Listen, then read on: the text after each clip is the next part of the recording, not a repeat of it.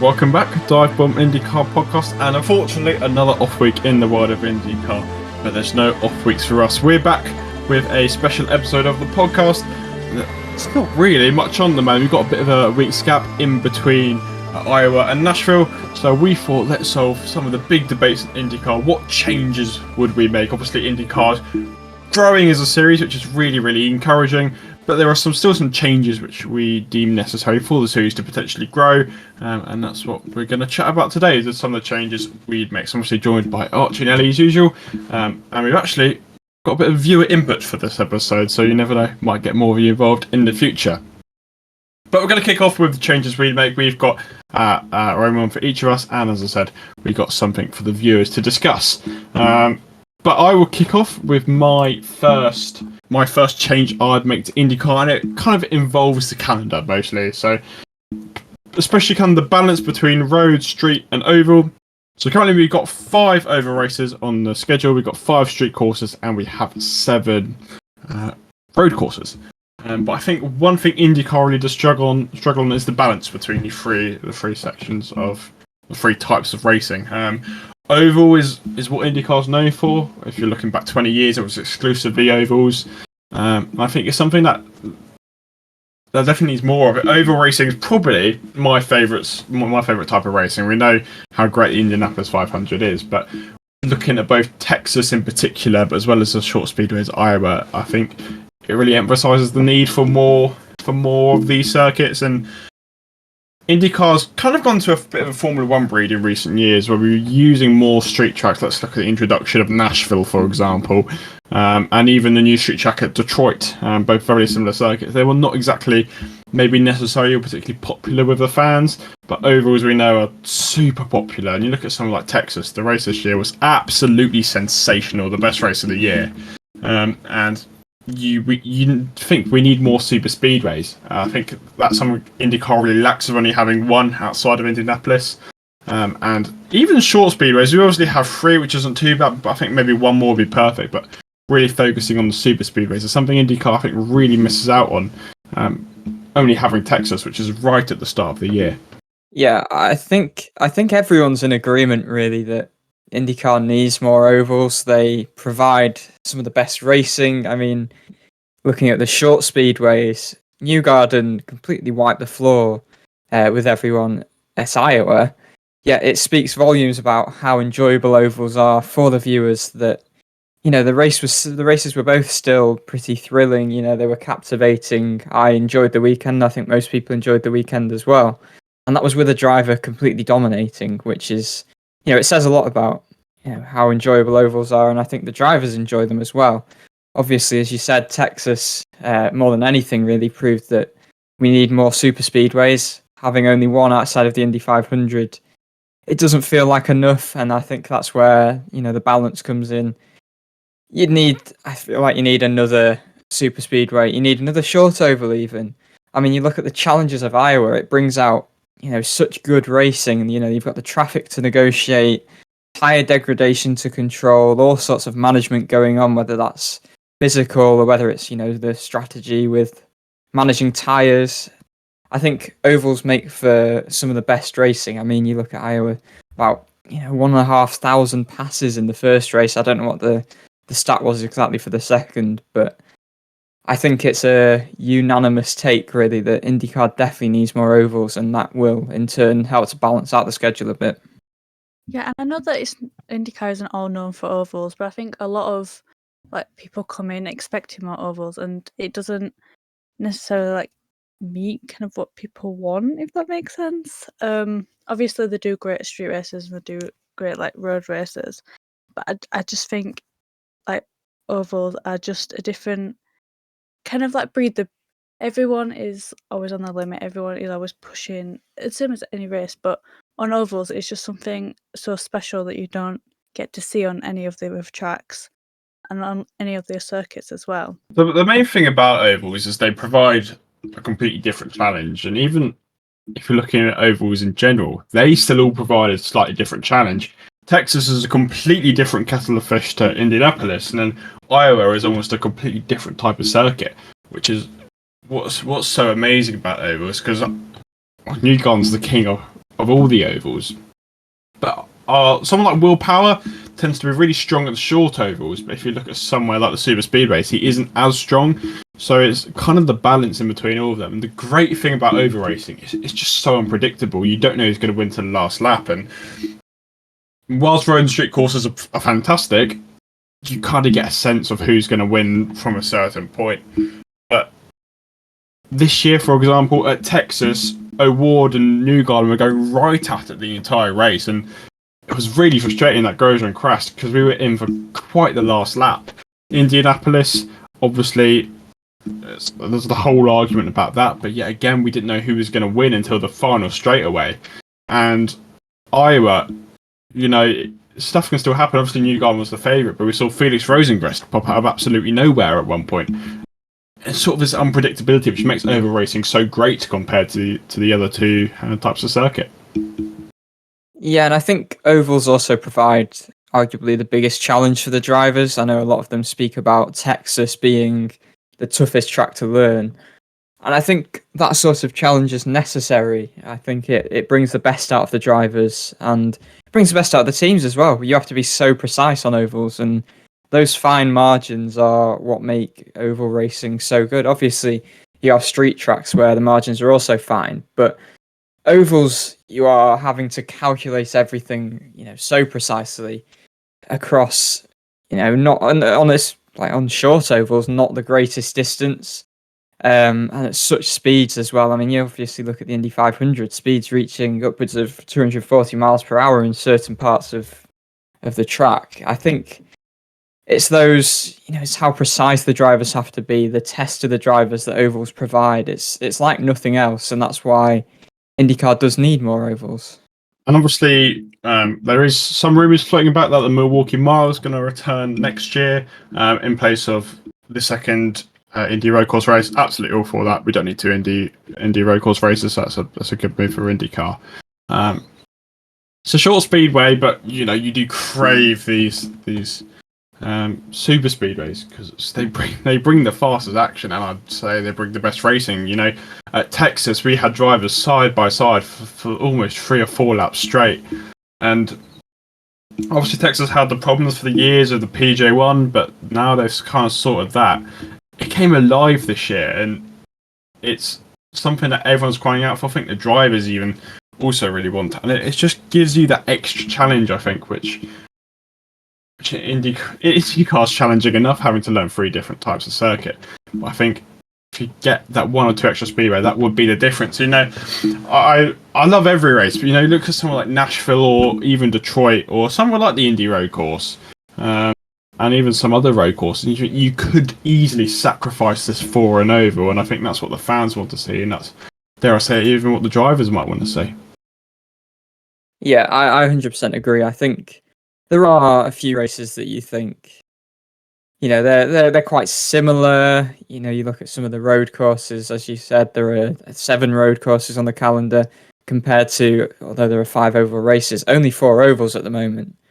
And I think you just need that bit more variation in the ovals, because people might say, oh, it's just another circle track. But actually, the difference between the ovals, as far as the drivers say, are vastly different. The challenge offered by each oval is different, and by adding an extra super speedway, an extra short oval, that challenge, it just grows again.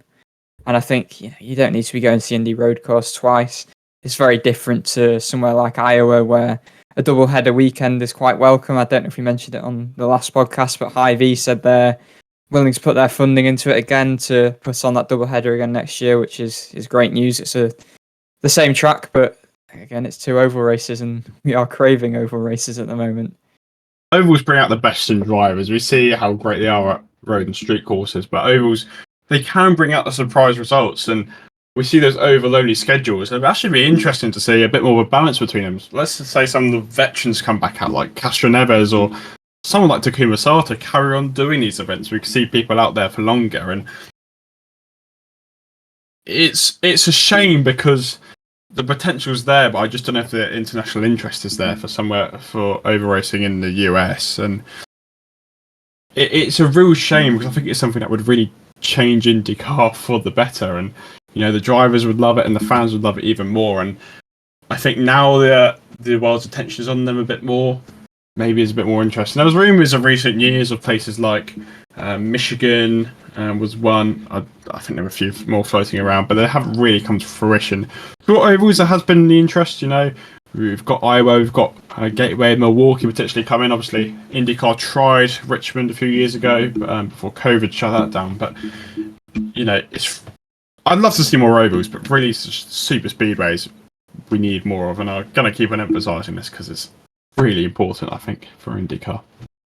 Yeah, it's interesting that you mention the sort of external interest that people have in ovals, because you find that people who are, say, Formula One fans or fans of other motorsports, but don't really pay any attention to IndyCar, they often use the fact that they race on ovals as a sort of stick to beat IndyCar with a bit, which is very unfair, because obviously for people who are accustomed to watching the series, they know that oval racing is some of the best racing, whereas people from the outside just see it as, oh, they just turn left, it takes no skill, which couldn't be further from the truth, really. But I think that would be the only fear with having more oval races, is that people from the outside see, oh, they're racing on ovals, that's maybe not something we enjoy as much. But I think the more IndyCar pushes their product out, which we'll get onto later with something one of our listeners brought up, I think the more they push it out there, I think people will learn actually oval racing is, some of the best racing. I think it makes you sit on the end of your seat more as well, because like I said, we never know who's going to win it. It's not one of these things where you can tell from the beginning, and it can change all throughout practices and even qualifying. And even if you have a bad qualifying, anything can happen. There could be so many traffic. There could ultimately be a safety car or something like that, which seems normal, but on the ovals, it is something that it can change it so quickly, and it's something that it's always so unpredictable. And I think that is kind of what it needs to be, and I think that's what can draw people in, that can keep people interested in it every minute, that can keep fans that could have something to talk about. That it's never going to be kind of a dull moment on the track, and there's never going to be a dull moment in the races as well. Yeah, I think there's just so many different complexities that make oval racing so good. I mean, you look at the tyre fall off, that's one of the big things. You look at late in stints, that's when the drivers are really tested, when they're having to hold on to the car. And it's often more than just racing. You have to, as I said, manage so much. So, so many factors to manage, whether that be, navigating traffic or holding onto your tyres so that you're there late in stints and can't be caught. And yeah, I just think it's a no-brainer to add more ovals, really. I don't know how much more you can say, really. I mean, I will touch on one more point, which I'm actually glad both of you brought up, because there's two main things there. Obviously, you mentioned the international viewpoint of ovals, and I think we're all like that. Not really anyone comes into motorsport as an IndyCar fan. You come into motorsport as a Formula One fan and kind of progress to series like IndyCar. And that perception is something that needs to change, and I think it's gradually shifting. But you still see people saying Marcus Ericsson won the Indy 500, therefore it can't be very good because he was bad in F1. And that kind of stereotype and viewpoint needs to start adjusting. I think IndyCar can only do that by maybe introducing more ovals. Obviously, also touched on the qualifying format. I think the qualifying format is brilliant as well. Sort of the one-shot style that we don't really see anywhere else, and I think that's something, especially in F1, people have been really craving. And one-shot qualifying is fun. Especially somewhere like Indianapolis, it's not really shown anywhere else in the world. Yeah, I think the point you make about Ericsson is quite pertinent, actually. I think ovals mean that drivers have to have more expanded skill sets than in somewhere like Formula One, where it is all the street course or a permanent track. Whereas oval racing is something completely different, and it adds to the quality that's within IndyCar. Drivers have to be so versatile because you can't compare road and street course racing to oval racing. And I think, people are very unfair towards IndyCar because of Marcus Ericsson winning the Indy 500, and it's a bit ignorant, really, just ignoring the fact that oval racing is a completely different discipline. And, for drivers to nail both, like racing on regular tracks and racing on ovals it's seriously impressive, and that's one thing that I feel like separates IndyCar from anything else. And also, I know like a lot of, obviously, what was it? It was like over 1,000 overtakes that happened in the race. I know a lot of overtakes happen, but on ovals, they're so much more impressive because you're already going against the fine margins, and then it is something as simple as how else you're going to overtake. If you overtake for just like a millisecond more than you're in the wall, it takes so much more skill than I think people realise, because yeah, you could do it if it was at slower speeds, but doing it at the higher speeds that they're doing it, and still being able to kind of continue the race and not like obviously botch the race. It's just really impressive to be able to see, and it really just speaks to the skills that the drivers have as well. So the next thing that I have put as something that I would change about IndyCar is the blue flag rule. It's quite a big topic at the moment. I think the question really is, should blue flags be shown to drivers who are about to go a lap down? Because there is already a blue flag rule in place for drivers that are already a lap down, but not for drivers that are about to be lapped, which is a routine thing in a lot of series. I think the likes of Will Power have spoken a lot about this, and you obviously had the issues with Benjamin Pedersen at Mid-Ohio, where he was holding up a lot of cars on the lead lap when he was about to go a lap down. You had the likes of Scott McLaughlin confronting him, even David Malukas, complaining, and it takes a lot to upset Malukas.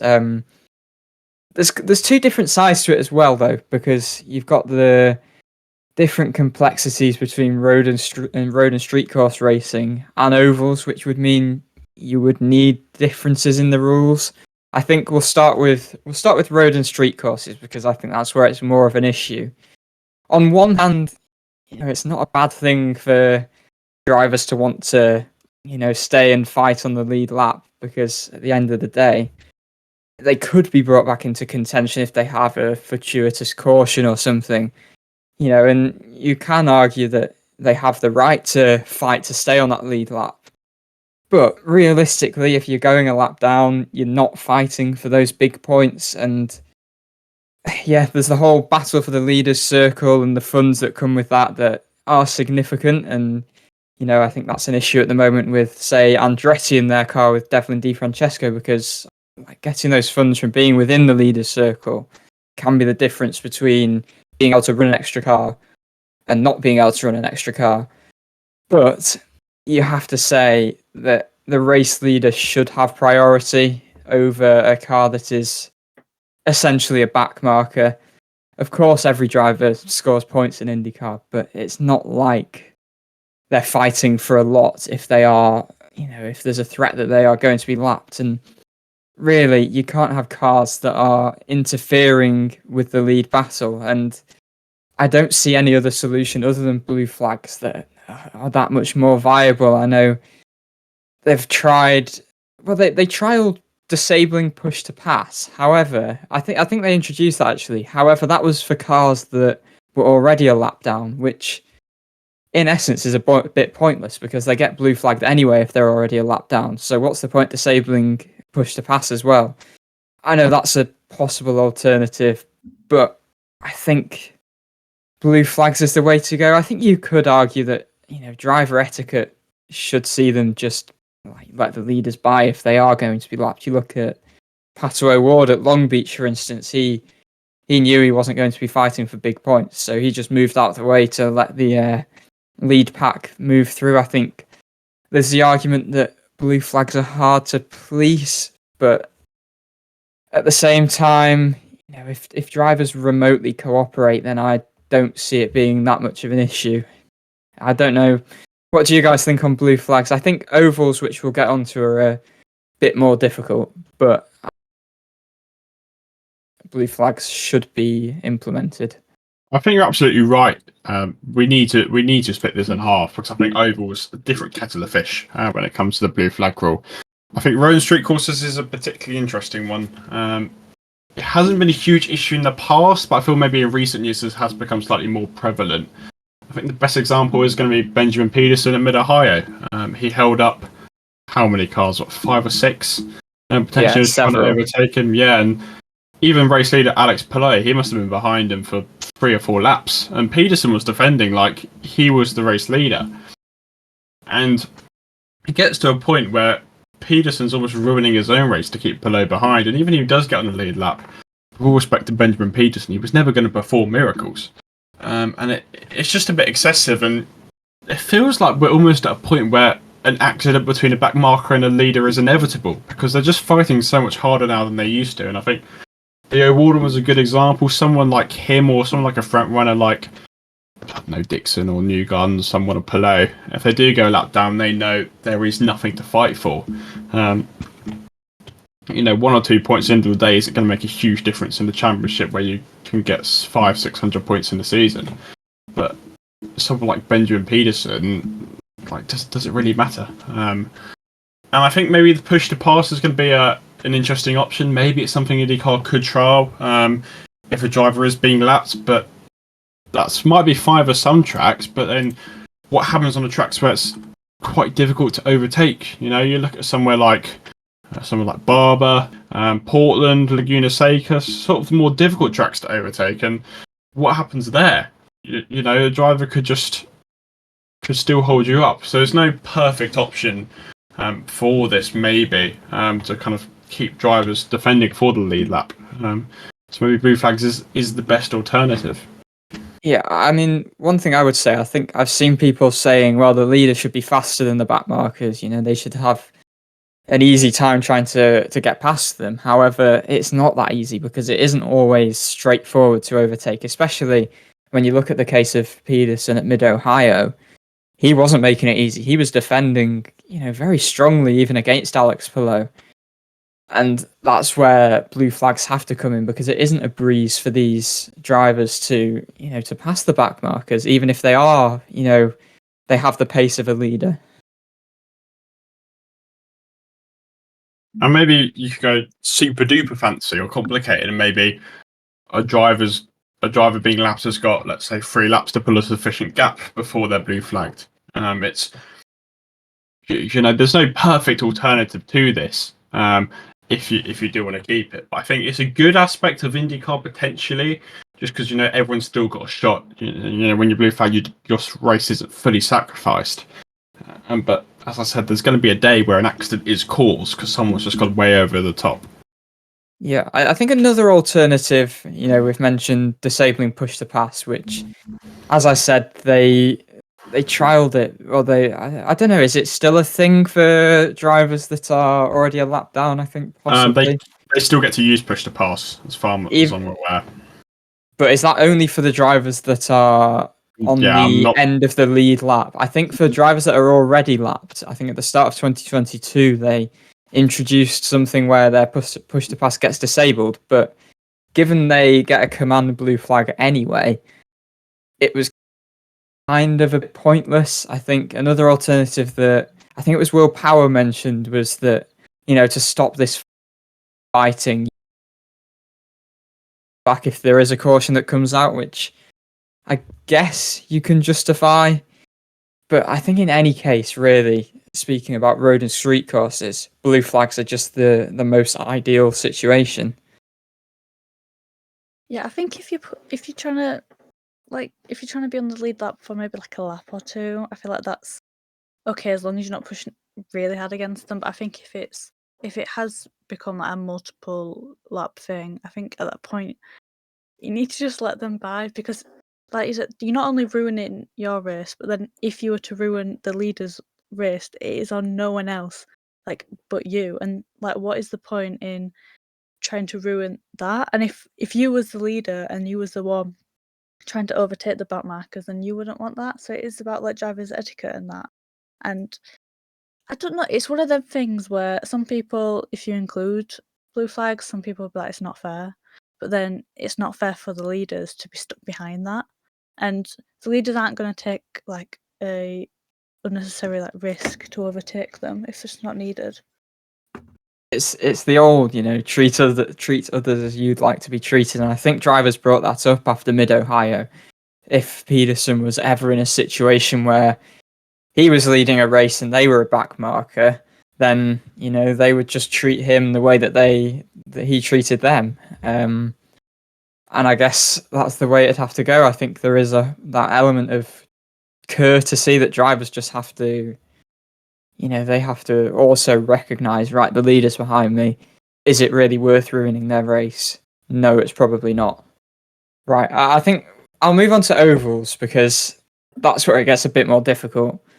And blue flags realistically can't be introduced. I think on ovals you don't have the same issues with lapped cars. I think that's part and parcel of oval racing is navigating the traffic. Obviously, we had Newgarden getting a bit annoyed at Iowa.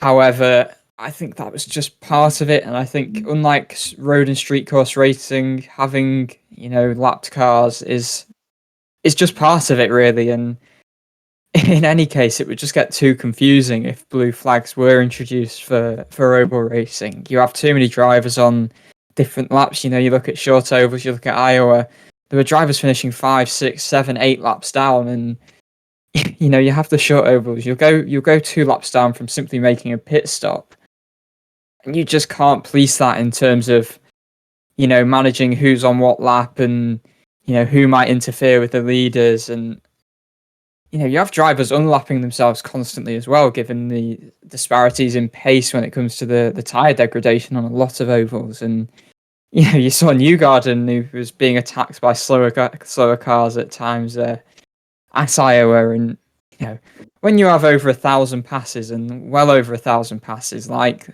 last weekend, you can't possibly police blue flags. And at the end of the day, as I said, it's part of the thrill of ovals that you have all these cars, everywhere, and you have battles constantly, and it's just a vastly different discipline to road and street course racing. And I think the rules have to reflect that, and there have to be differences. And if blue flags were to be introduced for road and street course races, then they don't necessarily have to be, introduced for ovals because it's just not feasible.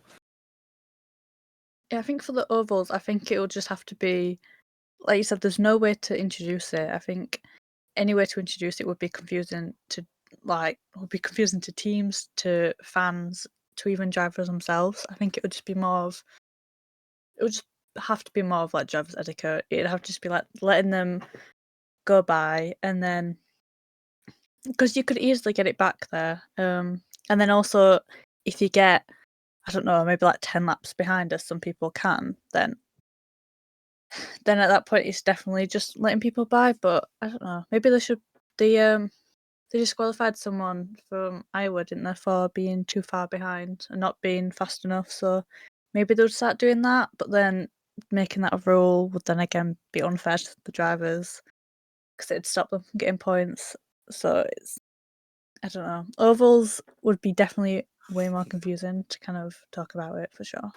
Yeah, I think ovals, it's more on the teams and the spotters to ensure that the drivers don't, the drivers that are being lapped or are laps down don't interfere with the leaders. If they are, especially if they are several laps down. And also on ovals, I think it's more crucial than anywhere that drivers stay on the lead lap. So you've kind of got to let them fight that because there are, at the end of the day, fewer drivers on the lead lap. You look at the likes of Alex Palou getting lapped. You see Newgarden passing the championship leader at Iowa, and that sort of thing happens. And drivers will, they should be allowed to fight harder on ovals, I feel, just because staying on the lead lap and then getting a caution, it can really bring you back into it, especially looking at a short oval if, say, you are the last of 5 drivers on the lead lap. I know they sometimes do a wave around and drivers can get their laps back on ovals, but I feel it is more of a necessity to let them fight, or not fight with the leaders, but to try and defend their place on the lead lap.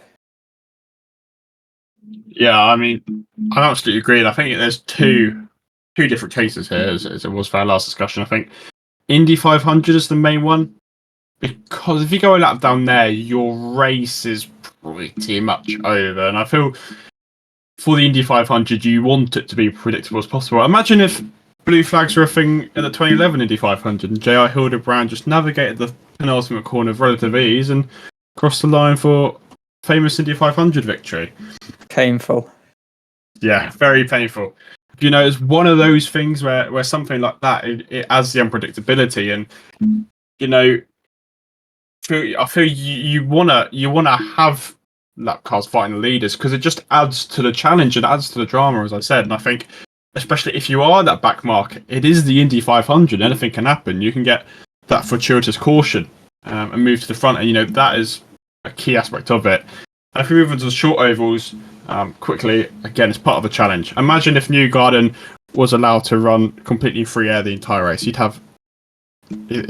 be miles in front. But what was so great is we saw people like Felix Rosenqvist come out of nowhere because he dealt with the traffic so well.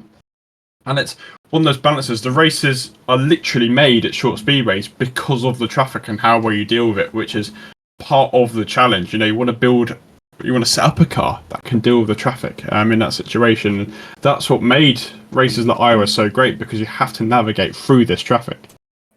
All right, moving on to my point. I know that, as speaking kind of as a newer fan, I know that kind of watching it was very difficult to tell and understand which driver was which, especially because they're always changing that livery. It's always that the teams, it's as hard to kind of tell. So I think one thing that they need to kind of change is kind of to not prioritize kind of the sponsors on the cars, but to kind of prioritize like the team colors. I think to kind of coordinate it, stuff like that, it will make it so much more easier to kind of keep up with. And I think if you're new to watching it, then you won't get overwhelmed. You will be like, okay, who's this? And I know that they've got the numbers on, which obviously you can tell when they're slowed down, but when they're going and the high speeds that they are, it is really hard to kind of tell which driver is which. And I know that McLaren have done this, and I know that some other teams have done this, but it kind of makes it so much easier for new people to kind of understand and to kind of just be able to include themselves. Because I think sometimes if you're watching it and it's like it's all too much and it's all at once and you can't tell who's who, it may get people to stop watching it. But I think if they kind of had this colour kind of coordination thing, then I think it could definitely bring more fans into it as well. It's a really good point, because I think you look at the confusing ones, and I think one that I will pick out is Maya Shank and Kyle Kirkwood with the Auto Nation sponsors, where you've got an Andretti and then you've got the two Shank cars that all look the same, and that can be confusing. I think then you also have drivers changing their liveries every week. You have, Grosjean goes through a spell of doing it. Di Francesco is another one who changes his livery a lot. Jack Harvey. And unless you are, you know the teams well, say even the Penske cars, but they have the same ones rotating, and then season to season you'll look at Newgarden will have some sponsors like the PPG car. I think McLaughlin had that in 21, maybe even 22. He had the PPG car at some points, and yeah, I think it's just how it works, because sponsorship is so crucial, and in order to attract these sponsors, the sponsors at the end of the day have to be front and center for a lot of the teams, and the sponsors can help fund drives for some of the drivers, and they'll want to be as front and center as they can be. But I think it's a really good point, and I think it's something that you wouldn't begrudge the series for moving towards doing it. But yeah, I think again something we'll come on to in a bit is that the teams aren't always. It's not like, say, an F1 team or a Formula E team where it is a one big team. I think Dale Coyne's a big one where it's pretty much two separate teams in a team, because you have Malukas on the HMD side, then you have Rob on the Rick Ware Racing side.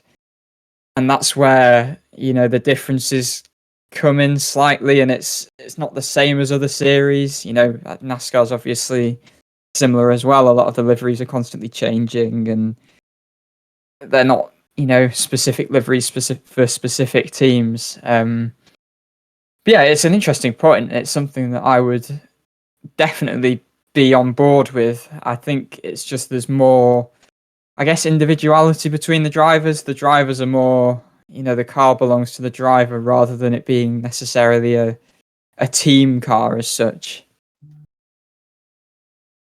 I think it's an interesting point, and maybe a more general point is how accessible IndyCar is to new fans, because it's hard to follow who's on what team. You might be able to get away with Hunkos, and you might be able to get away with McLaren, but especially if you're watching as a casual fan, you won't know that cars will change each race, like Newgarden, like McLaughlin, like someone like Grosjean. Especially, it's a bit annoying when it's the front runners as well. Even someone like Palou changes liveries semi-regularly. One thing I would say as well is Marcus Armstrong and Alex Palou were just changing. They were interchanging liveries between the two. One of them had the Ridgeline car one week, and then they have the American Legion the next week, which was confusing. Yeah, and you even go to some extreme cases where Palou's changed to the PNC Bank car, and him and Dixon are running the same livery. So it's a difficult one, especially for newer fans. As I said, does it raise a question how accessible it is to new fans? Because a lot of the rules which are common in many other motorsports are completely different in IndyCar. You've got the stuff like the blue flags, but also pitting under caution. You benefit pitting during a caution, but in IndyCar you want to pit before the caution, which is completely different. And small things like that which do make it quite hard to follow. Even stuff like refueling isn't common in many series anymore. The amount of pit stops is pretty unusual compared to other series. How accessible is it for a new fan? Because it is a lot to take in, especially if you're used to other series which are fundamentally similar, like Formula One, Formula E, for example. Pretty similar fundamentally, but IndyCar's just basically a completely different rulebook. Yeah, I think changing liveries so often, you just don't have liveries that are synonymous with particular drivers, apart from McLaren, Herta. Dixon, Herta. There's not really that many. Dixon with the PNC Bank car, Herta with the Gamebridge car. Power with Verizon. Yes, I guess Power Verizon. But yeah, there's only isolated cases in which they have a car that is unique to the driver even, and let alone, cars that are, aside from McLaren, aside from Hunkos, that define the team. Yeah, and it doesn't have to be that they have to have the same livery each race. I'm not against I wouldn't be against them changing it up every now and then, but I think sometimes if you are a casual fan and maybe you don't follow along, it's hard to realise that they've changed it, and I don't necessarily know how they could make people more aware that the liveries are changing, but I feel like they need to kind of have a way for people to kind of understand that, if that makes sense. It's sometimes if you don't check social media, or if you're not following all the accounts on social media, and say you watch one race and you go to watch another and then they've changed, and it can be very confusing to watch, and it can take you about half of the race to understand that the cars have changed, and then to wrap your head around this being normal, and to try and do that kind of every other week is very difficult. So yeah, maybe limit the amount that they can change it, or if they're going to change it, kind of try and keep it within some sort of colour coordination, if that makes sense. Yeah, I mean, the only way that I'm aware you can see whose livery is who is the spotter guide that they have on the app, and chances are a new fan is not going to have the IndyCar app and go searching for the spotter guide. So yeah, it's a great point, and I think it goes wider than just simply being able to recognize the teams on track. It does relate to the audience that the series brings in, because it is confusing for a new fan, and it could turn fans away if they they're rooting for a driver but they don't even know what their car looks like. I think if they kind of keep it, I don't know, if they kind of keep it a certain way, it can be easier to market as well. It's can draw more people in, because it can be before you even watch it, if you kind of know that, oh yeah, this kind of livery is this person or this team, and it can bring more people in as well, I think. And it doesn't necessarily, like I said, it doesn't have to be the same like livery, and it doesn't have to be the same colour as the team, but it has to kind of work together to be like, okay, maybe I can change it, but it can be similar enough that people can understand that it's been changed and can understand who it still is. But maybe to play devil's advocate here quickly, we do need to realise how important sponsorship is to IndyCar teams, because yes, it's all good for simplicity reasons, but it's a money-making sport. You know, teams have got to fund their cars somehow. You know, the prize money isn't massive, especially if you're outside the leader's circle. If you're a smaller team, you're really going to struggle with that sort of stuff, and maybe we don't appreciate how important the funding is into these teams and how critical these sponsors are for these teams to run. Yeah, no, I fully agree. I think that's the stage that IndyCar is at. They don't have, the infinite influx of money that somewhere like Formula One has, and teams require sponsors, and the teams aren't earning the same amount of money, and they don't have the same limitless resources. At least, the teams, as you said, outside of the leaders' circle or further down the championship order, they just don't have the funds, and they need the sponsors, and that is a very good point to sort of argue against drivers, having the same liveries or teams having recognizable liveries. Maybe there could be a way that they could kind of like work together, though. I don't know, because I don't know what goes behind kind of like making the liveries and kind of all the different sponsors, but maybe there could be a way that they could, like I said, just work together, kind of make it aware that they're there. So moving on, we are going to go onto the viewer vote. So if you weren't aware, we did post something on our story the other day. I'm asking for what you would change about IndyCar.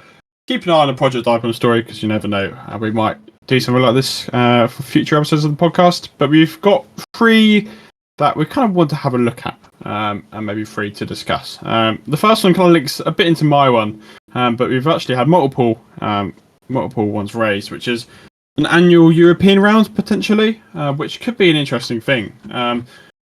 IndyCar goes abroad once a year. It's to Canada. It's not particularly adventurous. And you look at the days of Champ Car back in 2007 during the split, and they were all over. They went to Brands Hatch. They went to places like Assen, to Zolder. They also went internationally to Australia, Mexico, and a bunch of other places. But the option's definitely there, and without doubt, IndyCar is getting more international attention, and I think that is something which is really good. And maybe IndyCar need to capitalise on this a bit more. We're already having rumours that we might go to Argentina. Augusto Canapino's done absolute masses for that fan base. And there's rumours of a round going to Termas de Rio Hondo for next year. It's kind of died down a bit recently, but we'll see what happens with that one. But I think maybe going to somewhere like Europe, where the market is really growing, is something that'd be great for IndyCar. And F1's kind of doing that, going over to the American aspects. Maybe that's something IndyCar needs to do, going over to Europe. And there's plenty of great tracks at Europe. We spoke to Stingray Rob on the podcast about where he'd love to drive an IndyCar, and his answer was Spa-Francorchamps. And there's so many great tracks outside of America, which I think would still be good for IndyCar. Maybe even ones that F1 can't quite use. And some tracks are great for racing in F1, and IndyCar would make it only better. So I think the European round is definitely something that it could be worth. Logistically, it would be a lot harder, but I think it's something that IndyCar should certainly consider. Yeah, 100% agree. I think a European round, or even just a non-American round, like one a season, would be viable, really. I think there's a growing fan base, especially I've noticed over in Europe. There seems to be a lot more attention. I think Romain Grosjean moving over there from F1 helped. I think that that brought audiences over. I remember seeing on Sky Sports, where they show IndyCar in the UK, the viewership rose massively as soon as Grosjean moved over there. But to us, the fans who aren't from the US, IndyCar is something that we merely get to see on TV. It's not a simple thing to travel over to the US to watch a race. And, foremost, it is a North American championship. It is a US championship, so that shouldn't necessarily be altered. There are tracks that are iconic to the series. However, a one-off round or 2 rounds a season being moved somewhere else, and that can be somewhere different every year. To almost tour the series around different tracks, whether that be Europe, whether that be South America, and that would allow, as the interest grows elsewhere, that would allow more people to watch races in person. And I think there was a lot of stuff about the possible Argentine round not being a race that gave away points. I didn't really understand that. I feel like it should still be a points-paying race, really. But yeah, I completely agree that maybe there should be 1 or 2 races a year that are hosted somewhere other than the US and other than obviously the single round in Canada.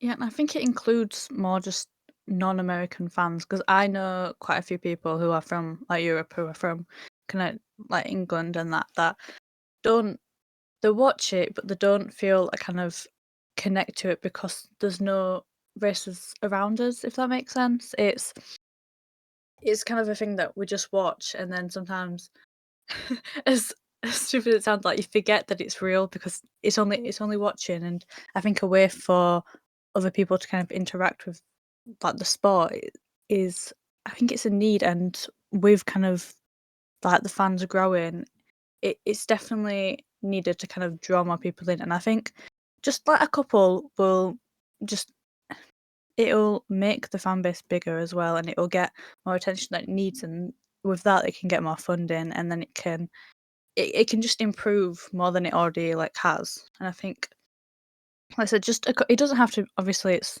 American based, but just like a couple or a few, I think we'll just change it up, and it'll kind of be the change that IndyCar may need.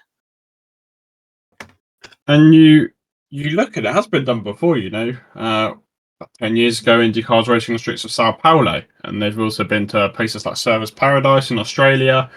You go way back into the early 2000s, you're looking at oval racing in Germany and the UK. I mean, how incredible would it be to see an oval race outside of America, which would be accessible and something that Europeans never get to see? I mean, high end oval racing in Europe is non-existent, and I think that would be something which would be massive for IndyCar. And I think maybe need to start capitalising on the international attention they're getting. Dare I say, F1's getting a lot of stick at the moment for being predictable, whilst IndyCar is the complete opposite. And I think maybe international rounds are something they should start looking at, because I'm sure there'll be plenty of venues in Europe who'd love to have IndyCar racing at their circuits. Yeah, I think the interest now feels like it's at a stage where it is viable to move a race somewhere, like a track in Europe, like a track as we would want in the UK somewhere. But while it feels like it's at a stage where that is, you could do that now, you feel like doing races abroad would further increase the upward trajectory that IndyCar is on in terms of the interest. So I think all round it would be a win, really. So this actually brings us on quite nicely to another point that was raised by one of our viewers, which is kind of make it more accessible internationally. And I think that is something which maybe we don't take for granted as much, because IndyCar is one feed. IndyCar is just the one NBC feed, and at least in the UK, we have the NBC crew commentating in the UK, which basically we can't facilitate a crew to commentate on IndyCar. And obviously, there's slight variations. I know some commentators in Spanish and various other languages, but it's not a huge worldwide presence, and it's not streamed in many countries, which I think is a big shame, because it is, dare I say it, maybe the fastest growing racing series and one that people really do want to watch. Yeah, I feel like international marketing, just marketing in general, really has been an issue. The likes of Connor Daly, if you've listened to his podcast, he's very hot on it, and he feels like IndyCar should get a lot more recognition. Obviously, we asked Stingray Rob about it as well, and he was very much of the opinion that more people should be watching IndyCar. And you have so many personalities. You have an outstanding racing product, which is arguably the best that you can find, really. It needs to be seen more. It still doesn't feel like it's seen enough, even though there is this growth. And I think to take that next step, you need to improve just more people the marketing so more people can see it. There's lots of fans, even in the US, that see IndyCar as the Indy 500 and have absolutely no idea that there's other races aside from the 500. And that's a sort of the viewership you get for the Indy 500 that you need all season. And, there's hope that 100 Days to Indy in the US would offer a sort of Drive to Survive style influence, albeit with the series a lot more authentic, because at the end of the day, you don't need to fabricate anything with the personality and the racing that you get in IndyCar. However, I don't think that's gone down as a huge success. I think it's limited. It was only being streamed via the CW, which I gather is some sort of app.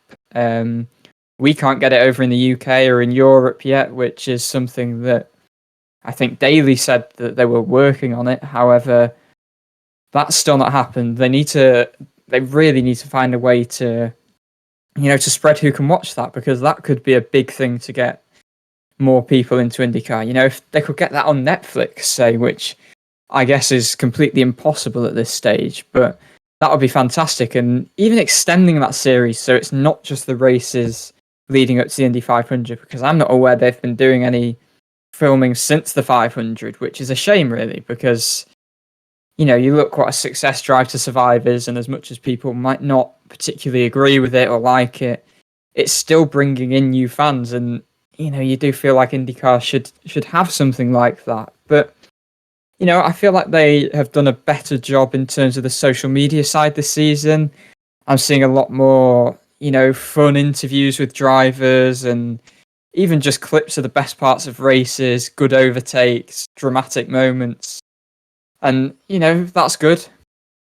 But the next step is to really advertise it where, make it so people can watch it in places where maybe they are, there's a big Formula One fan base, but they can't watch it. Say, I think India's a good example of that. I'm not aware that they can watch IndyCar on any sort of broadcast. I think we've had a few complaints about people who'd like to watch it, but they can only watch the highlights, which is, that's a real shame. And they do need to extend where people can watch it. And I think the interest is there to warrant this. And as you mentioned earlier, with F1 stagnating a little bit with the predictability, more people seem keen to get into IndyCar where it is ultra competitive.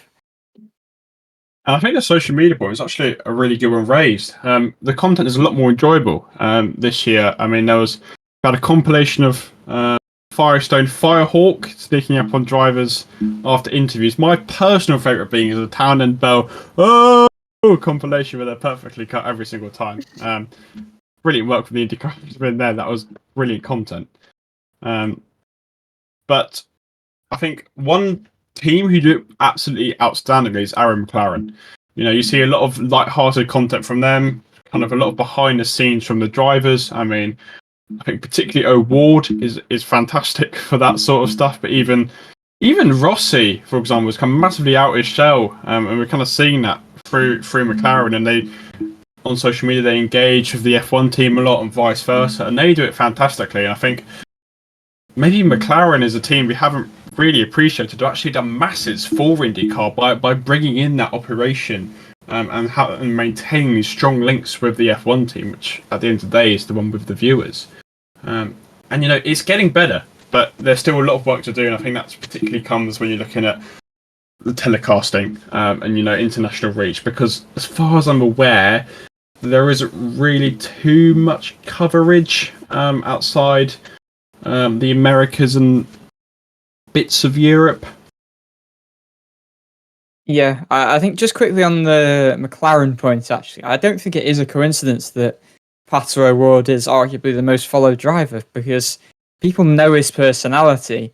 McLaren have made it so people know Pato, and as you said, that is an example that they have set and other teams need to do it. I've seen, albeit with less viewership. Ganassi have started to do quite a few things. I saw on the other day on TikTok where their drivers were naming Canadian cities, or I don't know whether, I think it was Canadian cities or just place names in Canada. And that's the sort of thing you want to see. You want to see teams doing this sort of thing.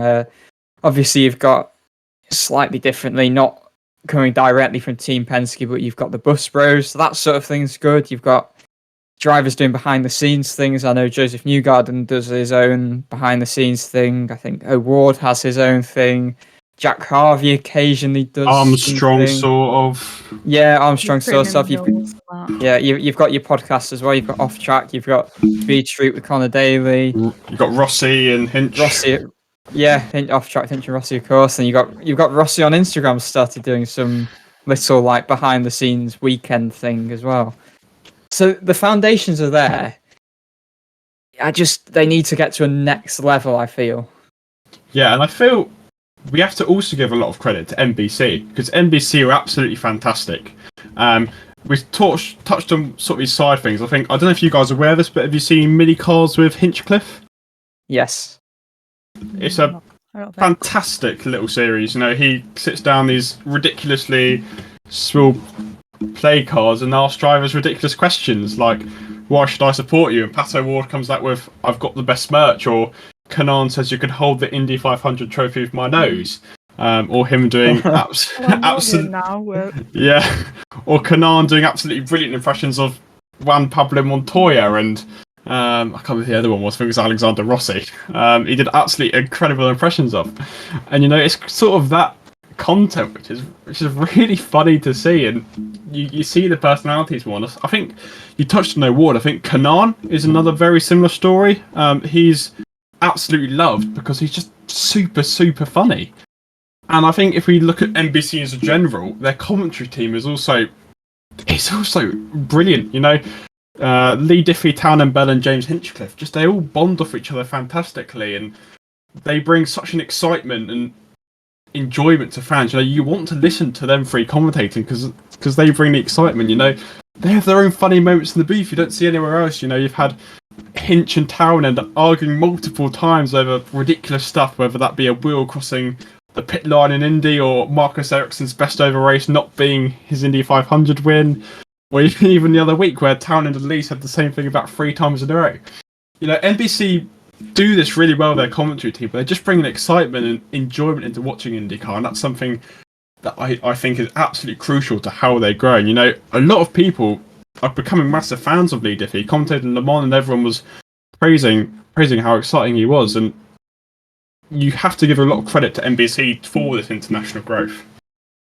And it extends beyond those three as well. I feel like you look at even the pit lane reporters, Kevin Lee, his stuff with Flavor Flav, or whatever he was called. The Americans will hate us for not knowing who he was once again. But yeah, Kevin Lee's great. I think he made that little remark about, after Will Power said he was going to punch Grosjean in the face. And then I'm pretty sure, relating to that, Kevin Lee said, we'll look out for that video later. They just do a brilliant job because it's not only informative, but it's just enjoyable to watch. And I think that's so crucial when watching a series like IndyCar. They just seem like they're having a good time watching IndyCar, and that's what you want as a fan, especially someone getting into the sport. We know we said we struggle with that, but they do that absolutely fantastically. Yeah, and going back to the 100 Days to Indy as well, like we were saying, there needs to be more episodes. I think the drivers are willing to do that as well. I know that Pat O'Ward is, in an interview, they were speaking about it, and it's like, it needs to be more than 6 episodes. There is so much stuff that they could put into it that I think that if they made it more accessible, it would do so well, because it's not. I know that Drive to Survive did well, but Drive to Survive is based off of all the drama and everything, and I haven't really watched just Indy, but I think it's more informative. It's more kind of behind the scenes. It's casual, but whilst being informative as well, and you get to see how it is behind the scenes. And I think because some teams haven't done it so well, or because they haven't advertised it well on social media, and that, I think that is exactly kind of what needs to be done. And even though it isn't kind of broadcasted to us, then in the UK, I think it would also just bring more fans in that are in America and that have access to that as well. I think, like we said, there's the common misconception about how IndyCar is, and I think just something like that could really like bring it together. And I think they're trying the best. I know some teams are doing better than others, but I think it's just something as simple as like making the episodes longer or doing more episodes is exactly what it needs. So the last one that we want to discuss is one about a teams championship. Now, we kind of touched on teams earlier and how hard they are to follow, and this might help a bit. Well, we discussed this quite a bit off podcast, and there would be a couple of issues with it. First of all, teams like Ganassi or Andretti run 4 cars, and whilst a team like Hunkos or Meyer Shank or Foyt will only run 2 cars, which is one problem which you've got to sort out. And then the other one is you've kind of got teams within teams. So Archie touched on Dale Coyne earlier. Malukas runs an HMD car, whilst Rob runs under Rick Ware Racing car. And although they're the same team, officially they're separate teams. So it's even the case of someone like Andretti. Kurta runs with Curb Agajayan. I probably butchered that name. I do apologise. But Di Francesco runs under Andretti Steinbrenner. So where does that fit in? And I think it's a nice concept which make it easier to be for fans, but it gets a bit complicated once you delve into the matters of it. Yeah, I don't think there's huge amounts to say in it because personally I don't see it being that feasible really. You know, given the masses of variation within the amount of cars that teams run, some run 2, some run 3, some run 4. Then you've got the one-off races to think about as well. You know, you look at Ed Carpenter doing the ovals for Ed Carpenter Racing. You look at the one-off Indy 500 entries. I think how could you do it? You could average out the points scored between the drivers, I guess. But you can't really see. I think you suggested, Dan, didn't you, that you could take the top 2 drivers from a team and use their points and combine their points. But I think there is, at the end of the day, there's too much difference within the teams. You know, obviously the teams work together on setups and stuff, but unlike in other series, there's, you know, a lot of the teams have meetings exclusively, you know, car by car. So Penske, for instance, will have, you know, a different meeting for the 2 car, for the 3 car, for the 12 car, as far as I'm aware. You know, and they'll plan out their own race. They don't plan out a strategy that benefits the team, for instance. There is, as I said earlier, quite a lot of individuality, and that's where I think that a team's championship doesn't suit IndyCar, and I personally don't think IndyCar really needs a team's championship either. I think the only way it would work is if they all had like equal amount of cars, and I think, like I said, anything other than that, it'd be more confusing, like behind the scenes, rather than like watching it. It'd be simpler watching it, but like just the dynamics behind everything would just be way more confusing. It costs so much work for something that isn't really needed. Yeah, the individuality point is one that I think is particularly prominent because compared to other series, you don't really ever see inter-team tactics going on. You don't ever see a McLaren pulling out the way for another McLaren, a different strategy. You don't see the team as a whole working on strategy, have a separate strategist for each car. And where the teams kind of feel so disconnected at times, obviously they do all their media stuff together and they're under one leadership structure. When it comes to the race, they're 28 different operations. So it's a difficult one, but I don't think it's particularly feasible. As you said, is there really a need for a team's championship? The drivers' championship is usually thrilling enough, and I think a team's championship would probably be, dare I say it, very predictable. We obviously touch on how unpredictable the drivers' championship is, but you'd be looking at a Penske v Ganassi every year, pretty much. So it's maybe not an idea which is necessary. I see why people want it, but I don't think it's something that IndyCar necessarily needs. No, I think the whole thing with the IndyCar championship race is about the drivers' championship and how competitive that is. There's no point introducing a teams championship. As you said, it would be less competitive. One thing we have, maybe mentioned a bit is the fact that there's not really that much of a midfield anymore. You've got the big teams, then you've got the smaller teams, and you might have a couple of drivers from those smaller teams that stand out and pull out a good performance, or they have a package for a weekend that seems a lot more suited to a certain track. But yeah, obviously you've got the four. I suppose it is four powerhouse teams really, and then you have the quote unquote lesser teams. And it's a hard balance, as you said. It is going to get dominated. And you look at other series, and no one really cares about the team championship. We're going to go to Abu Dhabi 21. Obviously, Verstappen won the title, but Mercedes won the constructors. But did anyone particularly care? Not really. All the attention was on the drivers' championship, and yes, the team championship is where F1 teams get the money. But did a viewer care? Not at all, really. So it's something which IndyCar could do, but there's no real purpose to it. The funding is done through the leader circle, and that's a system which has worked fine for years. So there's no need to change anything like that. So there you are, all the changes that we'd make to IndyCar. A few discussion points there, and a great conversation from our end. Please comment below. Do you agree with our opinions? And is there anything else you would change about IndyCar? Let us know. We'd be interested to see your responses. You never know. Plenty of time in the off season, so we might do something like this again. We'll have to see in the future. But there is racing again next week. We go to the streets of Nashville, Crashville. We'll see what happens there. We talked about this last week, how unpredictable Nashville will be. We have no idea what's going to happen. We made our predictions last week. It is going to be bonkers. It's going to be a lot to discuss, so it might be a long podcast next week. But we'll look forward to seeing you then. Thanks for watching, thanks for listening, and we'll see you next time. See you then.